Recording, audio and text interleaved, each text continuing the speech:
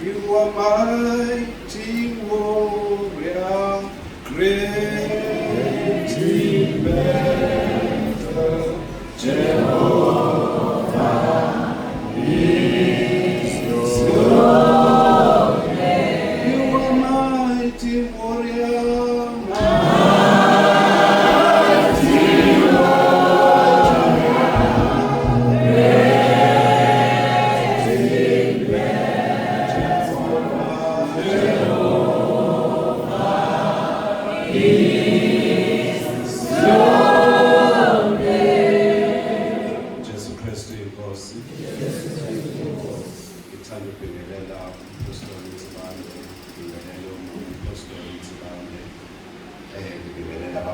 bonke ngibingelele obaba bonke omama ngibingelele oshayela ugubhu uJesu Kristu uyinkosi. Ngiyabonga ukuthola ithuba phambi kwenu bakumvelase eUPB embali ngaphansi kwebridge weLafontaine. Nami ngizobabaza amandla kaNkulunkulu angazi kahle noma bekungifanele ukuma kule ndawo kodwa ngokuthi sizothola ubufakazi. Ngiyabonga umusa kaNkulunkulu ukuthi angenzele nami umusa kulolu suku. uJesu Kristu uyinkosi. Ngoba kumvelase ubufakazi bami mhlambe abone ubufakazi obumnandi kakhulu ngokuthi la ngilandwe khona angilandwanga kalula. uJesu Kristu uyinkosi. Bengingamazanga umpostoli kanjalo futhi nabanye abazalwane even ngisho uZulu ngaphansi kwebhenji yakhe eWillofontein bengingamazanga, kodwa uNkulunkulu muhle, uNkulunkulu nomusa phezu kwempilo yami. Namhlanje ngilapha eRichards Bay, kodwa okubalulekile kakhulu ebufakazini bami ukuthi ngizobabaza amandla kaNkulunkulu, uNkulunkulu ovusayo. Amen. uJesu Kristu inkosi. Ngizobabaza amandla kaNkulunkulu ovusayo. Nginefamily bangcwele, nginonkosikazi nabantwana, ngubaba.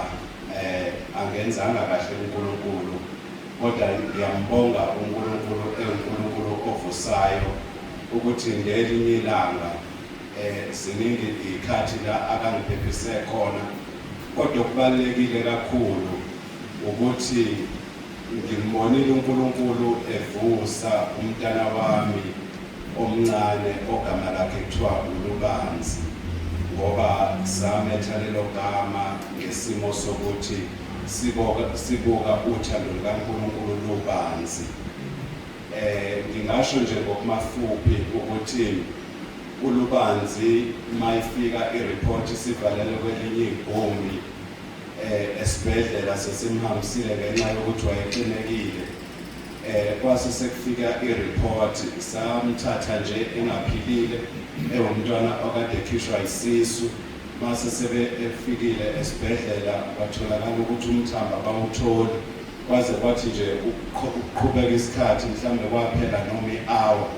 Ngithi angimbabaza uNkulunkulu ngoba lo mntwana sasimlethe ephila, kodwa ngenxa yokuthi umthamba bawutholi futhi useyaxineka kakhulu, wawumntwana oshiyayo emhlabeni. uJesu Kristu inkosi.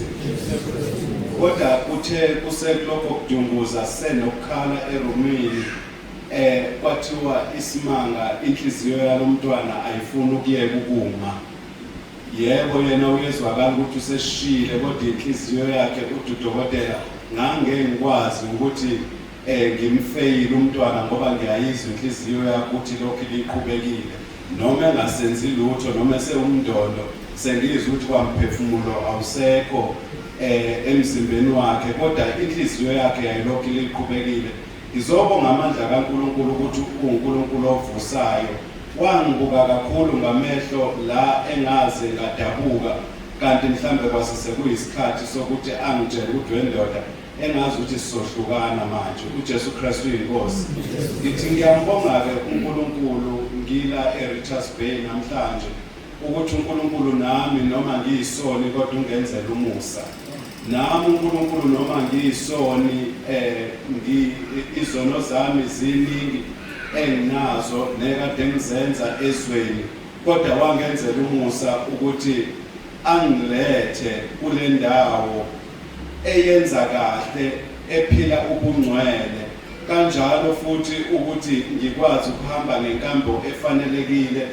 Futhi ngimbonga uNkulunkulu ngokuthi uma esengilethela ngize ngikwazi ukuthola nedate yokuthi ngivume izono zami phezu kwalezi engibhalile. Ngalowo musa ngiyambonga kakhulu uNkulunkulu, ngithi uNkulunkulu ube nomusa empilweni yami. uJesu Kristu uyinkosi. Amen.